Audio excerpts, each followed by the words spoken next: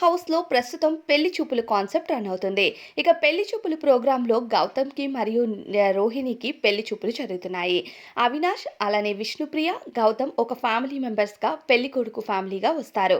ఇక పెళ్లి కూతురు ఫ్యామిలీలో టేస్టీ తేజ ఫాదర్ కాగా ప్రేరణ టేస్టీ తేజ భార్యగా, అమ్మగా ఉంటుంది.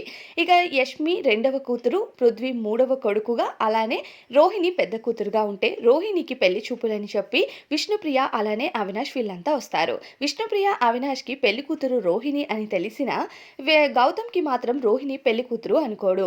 ఇక యష్మి పెళ్లి కూతురు అనుకొని పెళ్లికి ఓకే చెప్తాడు. ఇక నిఖిల్ ఇక్కడ ఈవెంట్ మేనేజర్‌గా ఈ పెళ్లికి హెడ్‌గా ఉంటాడు. ఇక ఇరు కుటుంబాలకి పెళ్లికి మంచి సంబంధం తీసుకొచ్చారు అని నిఖిల్‌ని అప్రిషియేట్ చేస్తూ ఉంటే, ఇక గౌతమ్ అయితే యష్మియే పెళ్లి కూతురని తెగ మురిసిపోతూ ఉంటాడు. కానీ నిజానికి అక్కడ రోహిణి పెళ్లి కూతురని అస్సలు గెస్ చేయడు. అయితే గౌతమ్ వెళ్లి నిఖిల్‌ని హగ్ చేసుకుంటూ మంచి సంబంధం తెచ్చావు bro, thank you so much అని చెప్తూ ఉంటాడు. అయితే ఒక ఫన్ కాన్సెప్ట్ అంటే పెళ్లి చూపులు అనే ఒక ఫన్ కాన్సెప్ట్ అయితే బిగ్ బాస్ హౌస్‌లో జరుగుతుంది. ఇక పెళ్లి చూపులు ముగిసిన తర్వాత పెళ్లికి సిద్ధమయ్యాక ఈ నిజం తెలుస్తుంది అనే కాన్సెప్ట్ అయితే రన్ అవుతుంది. మరి ఈ కాన్సెప్ట్‌పై మీ అభిప్రాయం ఏంటో కామెంట్స్‌లో చెప్పండి.